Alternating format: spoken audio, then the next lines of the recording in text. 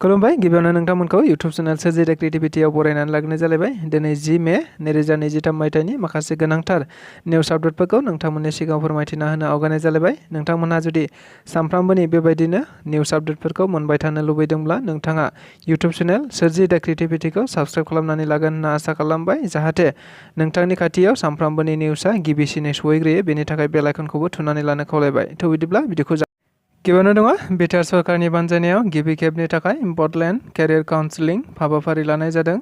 नंगौ, मिथिनाय बायदिब्ला प्रमद बर' दैदेननाय बिटिआर सरकारखौ मोनसेनि उनाव मोनसे गोबां जौगाखांनांगौनि थाखाय हाबाफारिफोर लाबाय थानाय नुबाय थानाय बायदिनो मैयाबो क'क्राझाराव थानाय कालचारेल कमप्लेक्सआव आथिखालनि लाइमोनफोरखौ नोजोर बोनानै बिसोरनि जिउ राहा दानायनि थाखाय माखासे गोजौ थाखोनि रोंगौथि गोनां फुंखा सुबुंफोरखौ लानानै मोनसे जिउ राहा दानाय हाबाफारिखौ आबुङै खुंफुंनाय जायो।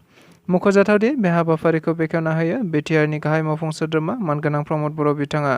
लोगोसे हाबाफारियाव बाहागो लायो लरेन्स इस्लारि एमएलए, सानजा क'क्राझार बियाबनि इएम आरो गोबां फुंखा सुबुंफोराबो बाहागो लादोंमोन होनना मिथिनो मोनबावनाय जादों। गुरुदेव कालिचरन ब्रह्मनि 82थि रुंसारि सान फालिनाय। बर' माहारिनि गुरु एबा बर' माहारिनि फोसाबगिरि, फोथांगिरि आरो ब्रह्म धोरोमनि गायसनगिरि गुरुदेव कालिचरन ब्रह्मनि गोथार रुंसारि सानखौ गुबुन गुबुन बोसोराव फालिबोबाय थानाय बायदिनो देग्लायबो साननैनि हाबाफारिजों क'क्राझार जिल्लानि सिङाव थानाय पर्बत जरायाव थानाय गुरुदेवनि आंगो गामियाव गामिनि सुबुंफोरा गोबां रायजो राजाफोरखौ लानानै गाजा गोमजायै फालिनायखौ नुनो मोननाय जादों। मख'जाथावदि मैयानि जोबथा हाबाफारियाव बिटिआरनि गाहाय मावफुं सोद्रोमा प्रमद बर' बिथांखौबो बाहागो लाहैनाय नुनो मोननाय जादों।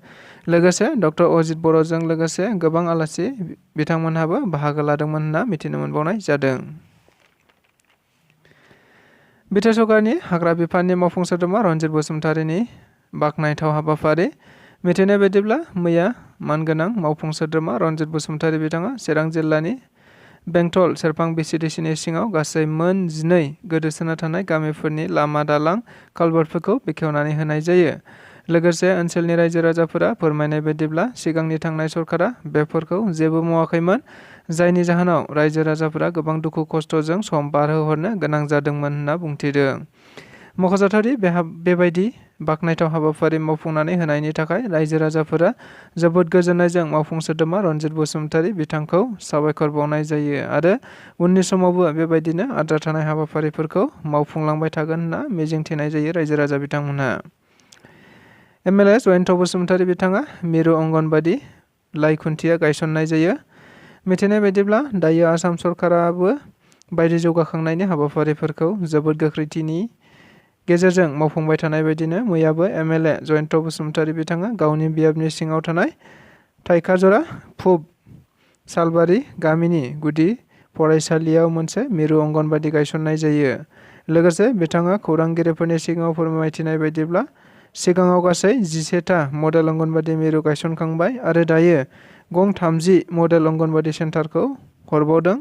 बेनिनो मोनसेखौ दिनै गायसननाय जाबाय। लोगोसे बे हाबाफारिनि थाखाय आसामनि गिबि मन्थ्रि डक्टर हिमन्त बिश्व शर्मा बिथांनिसिम रोजा रोजा साबायखर बावहरनाय जायो मानगोनां एमएलए बिथाङा।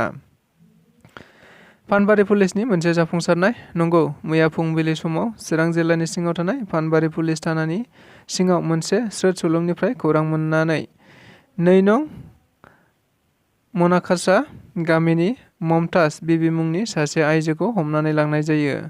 सुलुंनिफ्राय मिथिनो मोननाय बायदिब्ला आइजोआ गोबाव समनिफ्रायनो गंसे फिसा दखानाव ड्राग्स फाननाय जायोमोन। थिग बेबायदिनो मैया फानबारि पुलिसआ सिग्रोमना गासै गंबा ड्राग्सजों बुंफबनाय फिसा फिसा बथलखौ बोखांनो हायो।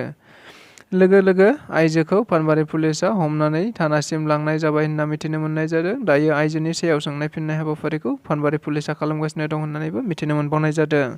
बेजों लोगोसे दिनैनि रादाबा बेखिनियानो। गोजोन्थों।